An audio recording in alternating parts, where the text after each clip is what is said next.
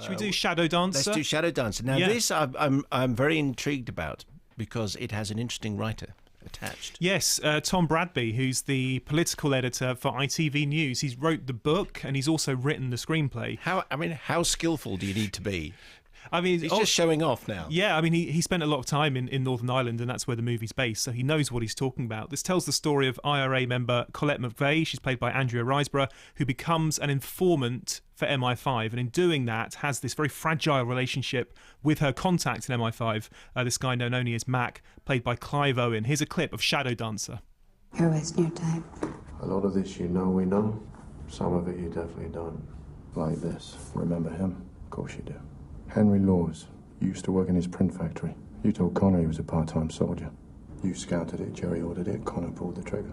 Henry's wife found their kids clinging to the corpse. Now, obviously his family didn't know, but a week later, you went to the funeral. Why'd you do that? So I guess this is how you figured it. You leave the bag, you make the call, they place a warning.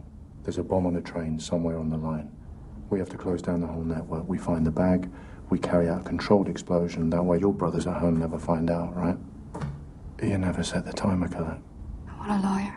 A terrorist who can't bring herself I want to a lawyer. Shadow Dancer is this new movie. It's getting some really good reviews. Yeah. Take it away. Yeah, Clive Owen and Andrea Riseborough star. We heard the clip. We heard a little bit of Andrea Riseborough in the clip. She is fantastic. I mean, she's my favourite young British actress, and I just think every role she takes, she completely nails it. She's kind of like the British Meryl Streep, but 30 years younger.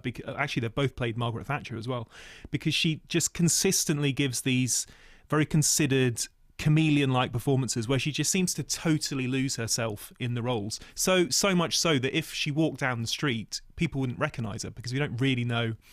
I don't recognise her as well when she's just being herself. We know her as these other characters. I mean, you might have seen her in Made in Dagenham. She was in Brighton Rock as well. So a fantastic performance from her. Another fantastic performance. She can even be good in a Madonna film. She can, yeah. She was in WE, and she was pretty much the only one who came out of that unscathed. So a brilliant performance from her in this, and actually a good performance from Clive Owen. I mean, he's not the same kind of character actor that she is.